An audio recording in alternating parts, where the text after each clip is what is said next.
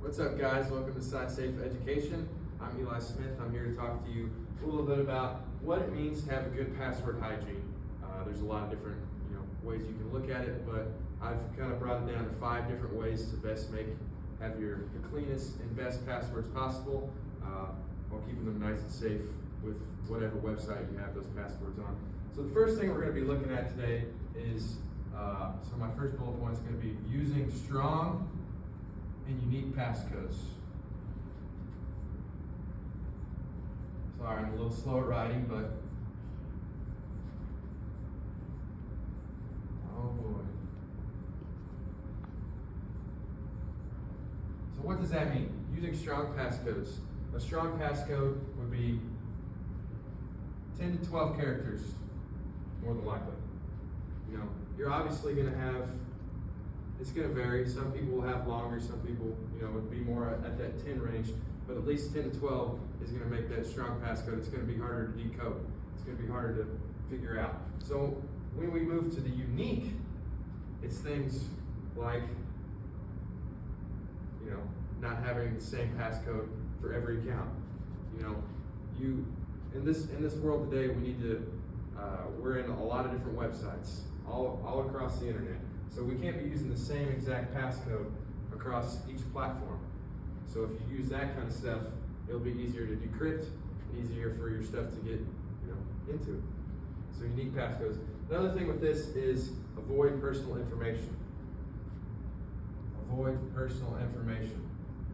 Don't use your birthdays. Don't use your names. If you use that stuff, it makes it that much easier for your identity to be, taken, or stuff like that. Stuff to be taken from you that is not supposed to be taken from you. So make sure you do not put your personal information in your passcodes.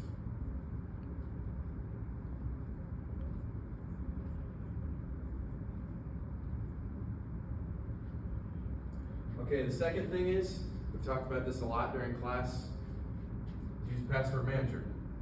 A lot of different password managers that you can filter your things through. They can put it into a nice little thing for you, and it also creates passwords for you. Creates long random passwords.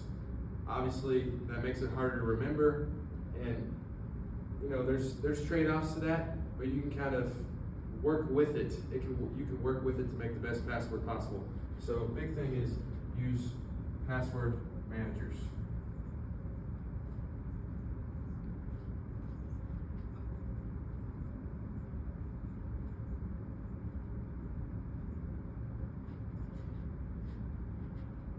And with the password managers, this will store your passwords securely so that it won't be out where people can get those. That's a big thing. You have to use a trusted password manager. That's very important because you don't really know who to trust. It's the internet is a ginormous thing. You can kind of only do so much when it comes to protecting yourself, but if you pick a good password manager, you're going to be successful when it comes to your passwords, and you're not going to get your passwords taken from you. Another thing, the university does this as well, or has really started to encrypt this, or put this into their stuff. It's multi-factor authentication. Multi-factor authentication. If I can get it written down real quick.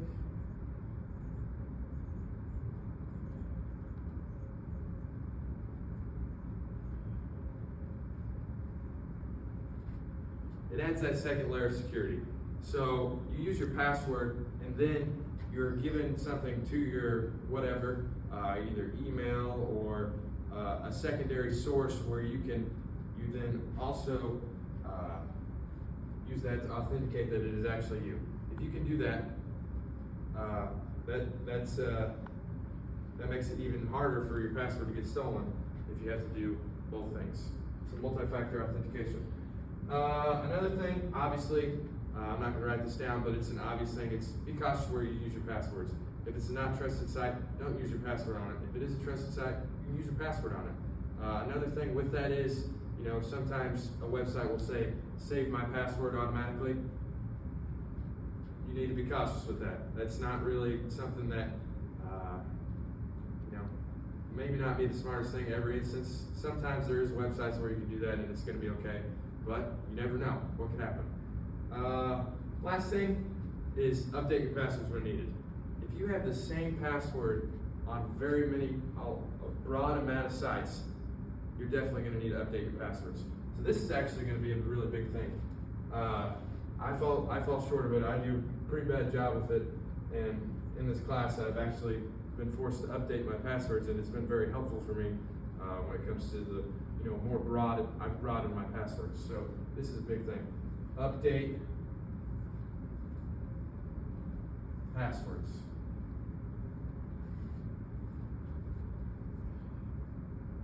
So if you take all these things into consideration, having strong and unique passwords, avoiding your personal info, that's a huge thing. Use those password managers to the best of your ability because they are very helpful. That multi-factor authentication when you can have it. And then obviously updating passwords is a huge thing when it comes to having a good password hygiene. Thank you.